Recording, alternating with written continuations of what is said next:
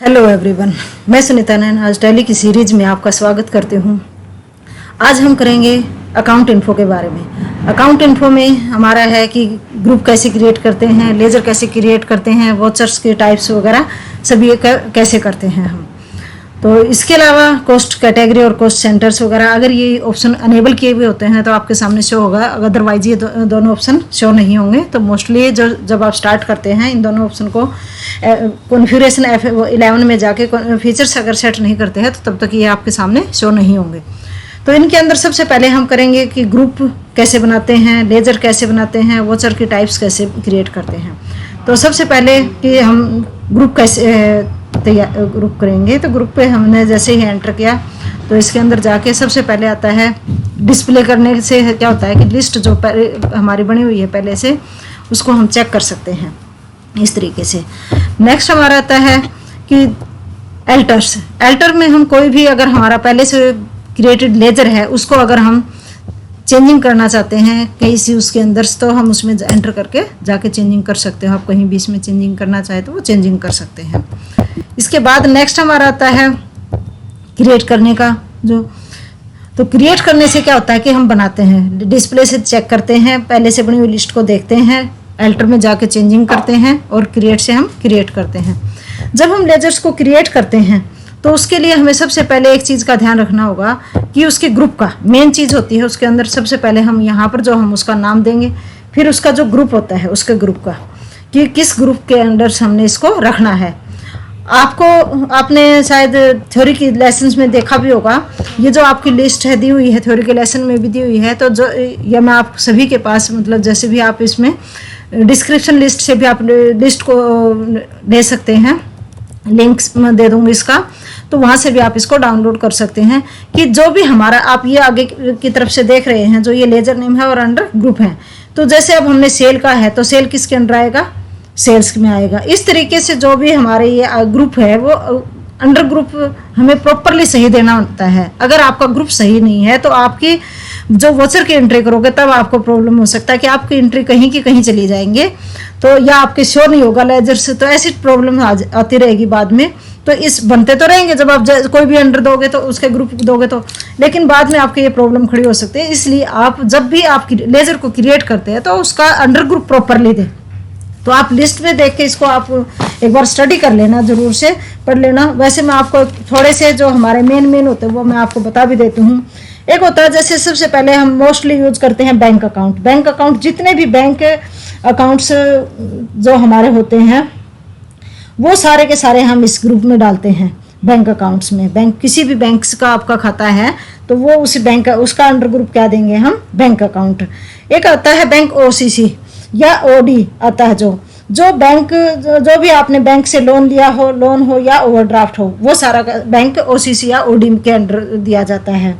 Capital होता है, इसमें 4 ही अकाउंट बनते हैं सिर्फ, कैपिटल, ड्रॉइंग, इनकम और इनकम टैक्स और LIC का अकाउंट्स। ये 4 अकाउंट कैपिटल्स के अंदर बनते हैं। तो आप ये प्रॉपरली ध्यान रखना कि कैपिटल अकाउंट्स के जो हमारा है कैपिटल ग्रुप है उसके अंदर हमारे 4 ही लेजर बनते हैं, capital, drawing, income tax account और LIC अकाउंट्स का। एक होता है जो ड्यूटी एंड टैक्सेस का है, इसके अंदर हमारे क्या होते हैं, इनकम टैक्स को छोड़कर जितने भी हमारे टैक्सेस से रिलेटेड होते हैं वो सारे के सारे हम ड्यूटी एंड टैक्सेस में डालते हैं, लेकिन इनकम टैक्स को इसके अंदर नहीं डालेंगे, ये आप ध्यान रखना। फिर होता है सिक्योर लोन। सिक्योर लोन में क्या होता है कि मतलब किसी भी फाइनेंशियल इंस्टीट्यूट से जो आपने जो लोन लिया है जिसके आप बदले में सिक्योरिटी जमा करते हैं वो इसके अंडर आते हैं। सिक्योर लोन मतलब कौन से होते हैं जिसके आप अंडर सिक्योरिटी के बदले में जो लोन लेते हैं वो होता है सिक्योर लोन। तो वो सारे के सारे हमारे किस में आएंगे, जो जिसके आप सिक्योरिटी जमा करके जो लोन लेते हो वो सारे सिक्योर लोन में आते हैं। एक होता है हमारा ग्रुप अनसिक्योर लोन।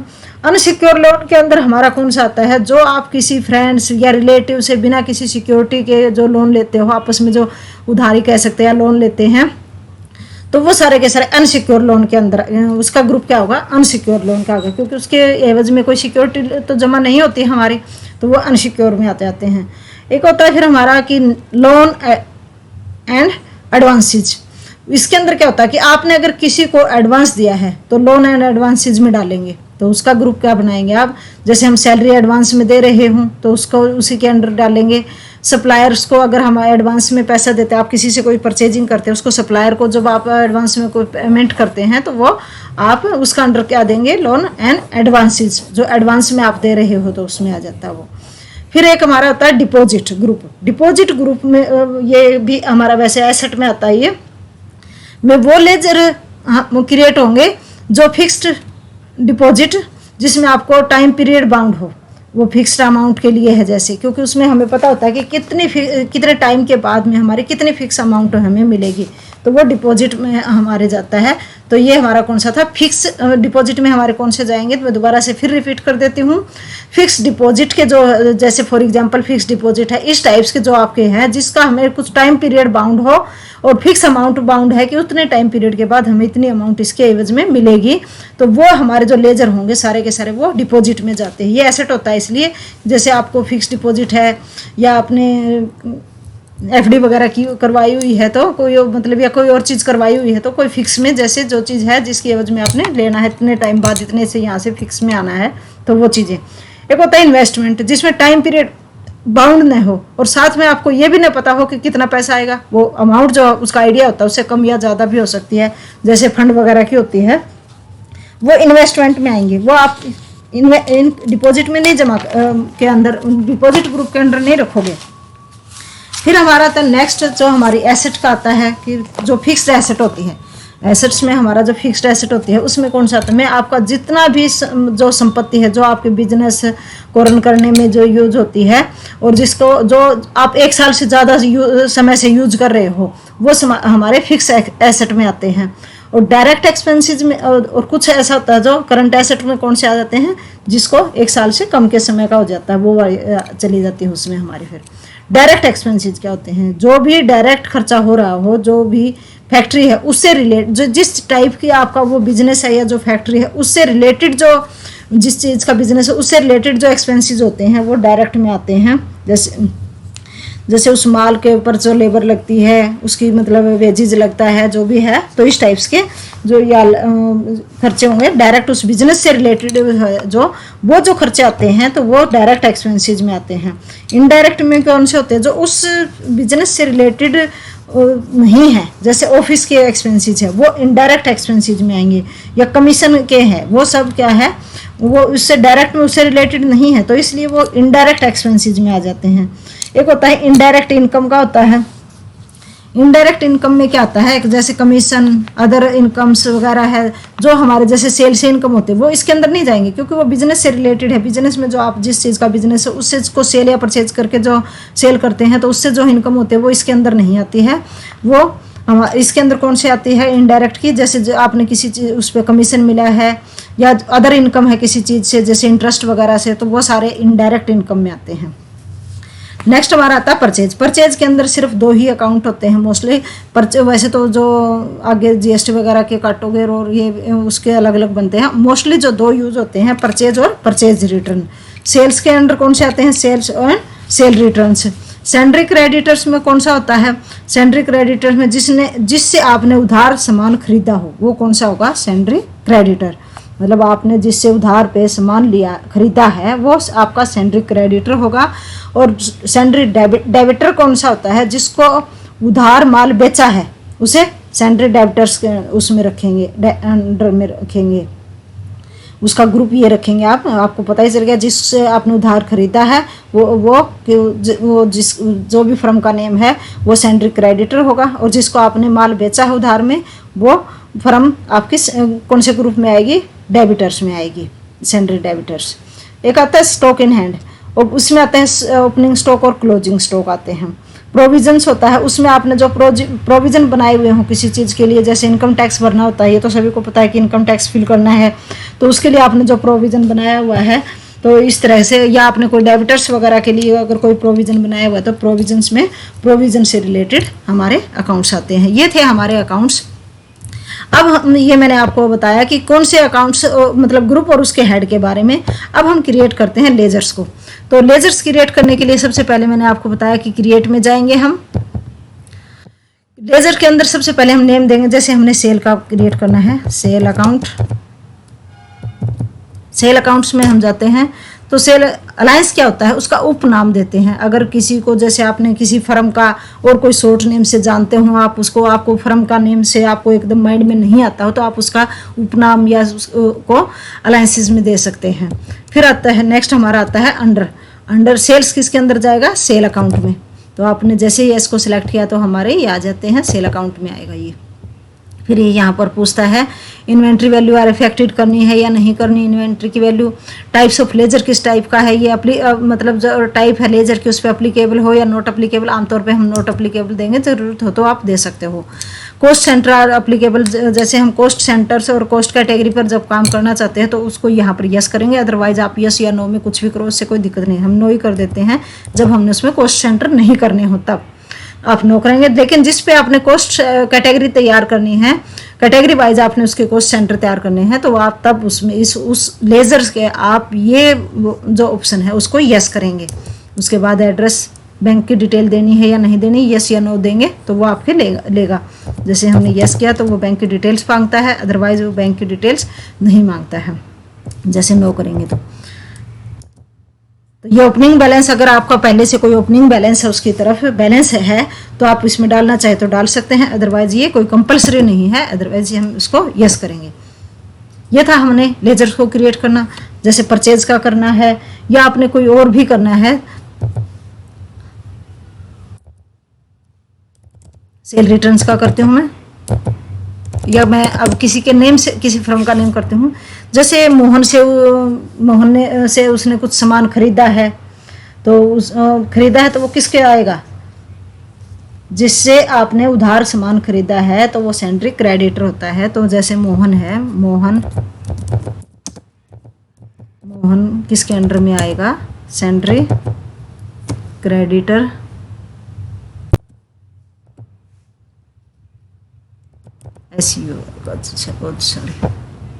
सेंड्री हमारा किसके अंदर जाएगा, जिसे हमने खरीदा है वो क्रेडिटर ने।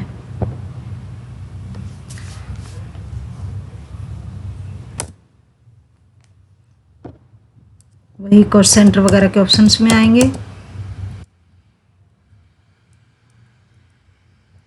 अगर आप ये सोचते हैं कि उसके फोन वगैरह की या कोई और डिटेल्स आप फिल करना चाहते हैं किसी पर्सन से रिलेटेड, तो तब आप यहाँ पर अभी जैसे ऑप्शन शो नहीं हो रहे हैं तो आप F12 में कॉन्फ़िगरेशंस में जाके आप यहाँ पर जाके उसके ऑप्शंस को कर सकते हैं। एक मिनट मैं भी चेक करती हूँ। Alliances along with provide notes, description for ledger accounts, address for ledger account, address for contact details, इसके अंदर से contact language alliances for name, yes, advance information, provide advance notes for ledger accounts, description for, ये details देने के लिए होता है। ये provide addresses for ledger account के लिए एड्रेस देना हो तो कॉन्टैक्ट डिटेल, ये रहा। सॉरी, इसको आप यस करेंगे और ऐसे ही एक्सेप्ट पे करवाएंगे। तो अब आप देख रहे हैं कि उस जो हमारा सेंड्री क्रेडिटर्स है उस पर्सन से रिलेटेड आप सारी इन्फॉर्मेशन उसमें फिल कर सकते हो। जैसे स्टेट में जैसे हम भरना चाहते हैं, स्टेट दिया हमने, स्टेट के बाद पिन कोड और उसका आप कॉन्टैक्ट पर्सन्स या phone numbers, mobile number, email address, websites, उसकी सारी डिटेल आप यहाँ पर फिल कर सकते हैं।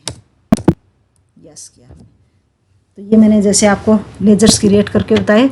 अब इसके अलावा अगर आप कोई और, ये होता है मल्टीपल लेजर्स। जैसे मल्टीपल लेजर्स में हम क्या करते हैं कि जैसे मैं आपको अभी लिस्ट दिखा देती हूँ जिस चीज़ के, जैसे अब हमारे यही लगा लो कैरिज रिटर्न्स है या इंपोर्ट ड्यूटी है, इनके क्या है, सेम हेड है, इनको आप मल्टीपल्स उसमें भी दे सकते हो। जैसे मैं इंपोर्ट ड्यूटी और रेंट का करना चाहती हूँ, या किसी इसके अलावा मैं कोई और डायरेक्ट एक्सपेंसेस कौन से हमारे वेजेस का है, वेजेस का और रेंट का मैं दोनों को करती हूँ जैसे, तो तब हम मल्टीपल में तैयार कर सकते हैं। मल्टीपल में मैंने जैसे क्रिएट किया अंडर ग्रुप, मैंने यहाँ पर दिया वेजेस अकाउंट,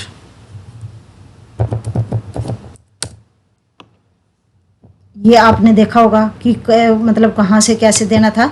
वेजेस अकाउंट ये थे अकाउंट हमारा, और ये क्या था, डायरेक्ट एक्सपेंसेस था। तो मैं इसमें किसके अंदर दूंगी इसको, यहाँ से डायरेक्ट एक्सपेंसेस में दूंगी। ये देखिए इस तरीके से आप इसको देते हैं।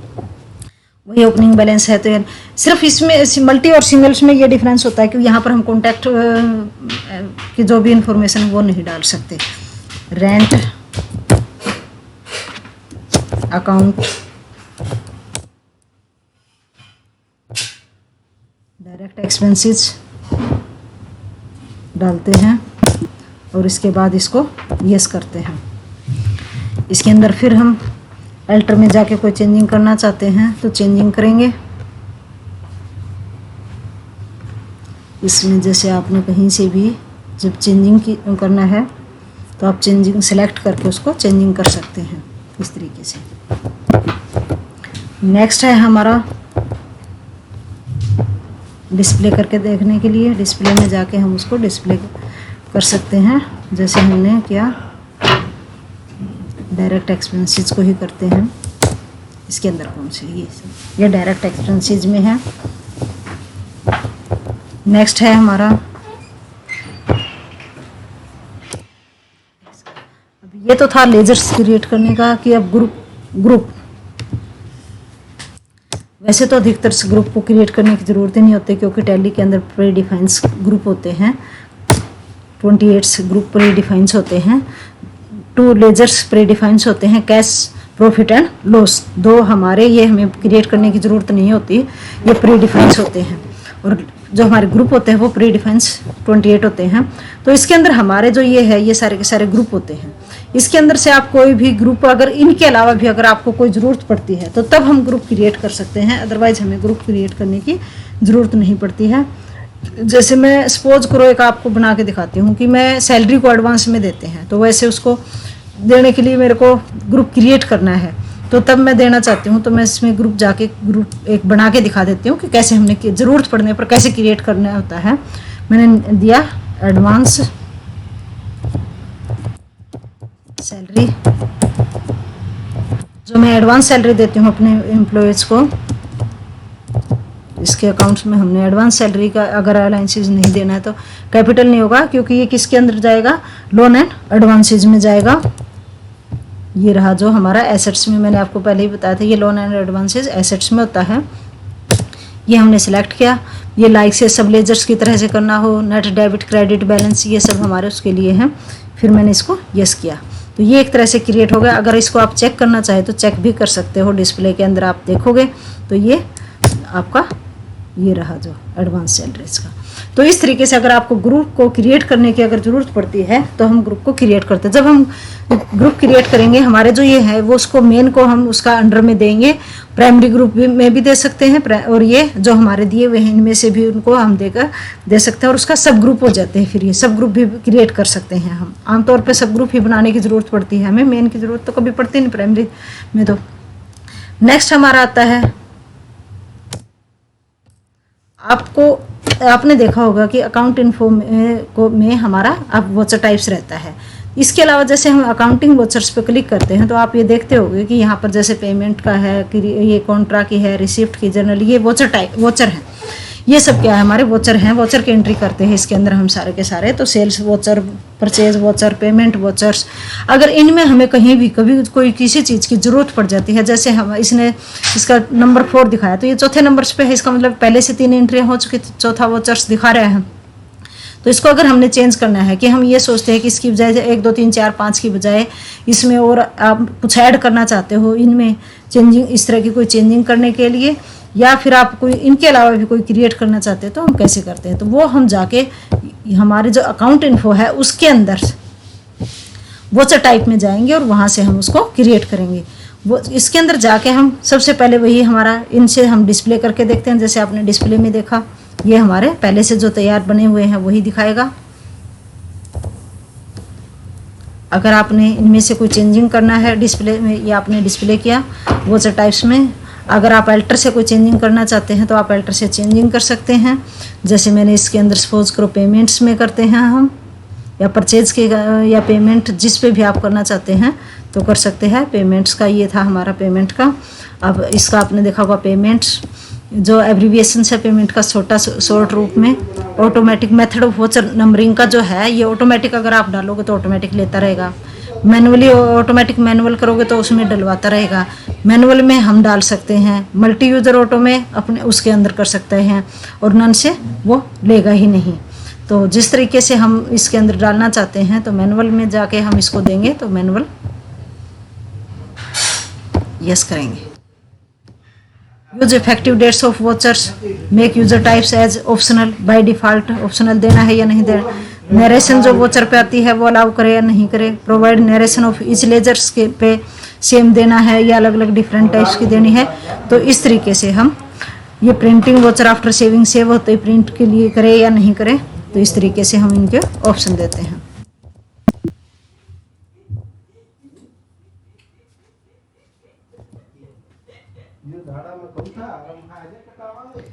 तो इसके बाद जैसे हमने इसमें कोई चेंजिंग करना चाहते हैं तो चेंजिंग कर सकते हैं। क्रिएट से हम कोई नया वोचर टाइप्स अगर बनाना चाहते हैं तो हम बनाते हैं। जैसे हमने बैंक के किसी को अगर चेक देने की ज़रूरत पड़ती है बार बार, तो इस टाइप्स के उनको हम ये सोचते हैं कि चेक जब तक बैंक में नहीं जाते तो उनको ये पेमेंट्स क्यों रहती हैं, तो हम बैंक पेमेंट्स का एक अलग से वोचर बनाते हैं। जैसे अधिकतर हमें चेक देने हैं तो BANK बैंक पेमेंट का मैंने एक वोचर बनाया। इसके अंदर से मैंने अंडर में क्या दूंगी कि पेमेंट से रिलेटेड है तो मैं इसको पेमेंट ही दे देती हूँ अंडर में।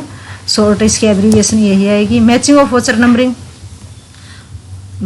ये ऑटोमेटिक करना है या मैनुअल ओवरराइडिंग करना है, इसका ये दे देते हैं। जैसे भी ये प्रिवेंट डुप्लीकेट्स हो या नहीं हो। एडवांस कॉन्फ़िगरेशन में यूज एडवांस कॉन्फ़िगरेशन देना चाहते हैं या नहीं। Use effective date of vouchers, make voucher type as optional देनी है या बाय डिफ़ॉल्ट।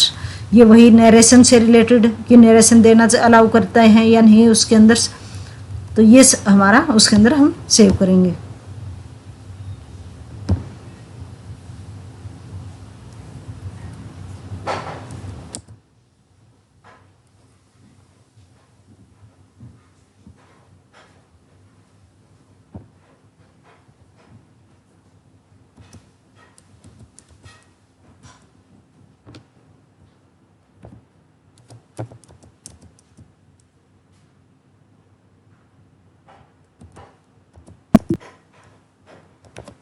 ये था हमारा वोचर क्रिएट करने का।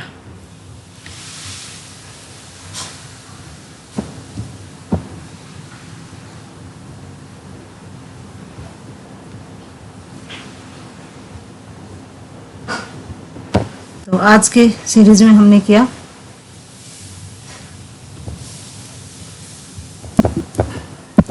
वोचर क्रिएशंस का, लेजर क्रिएशंस और ग्रुप क्रिएशंस का। तो नेक्स्ट वीडियो में हम करेंगे वोचर एंट्रीज कि कैसे हम वोचर की एंट्री करते हैं। तो आज के लिए सिर्फ इतना ही, मिलते हैं नेक्स्ट वीडियो में वोचर एंट्री के साथ।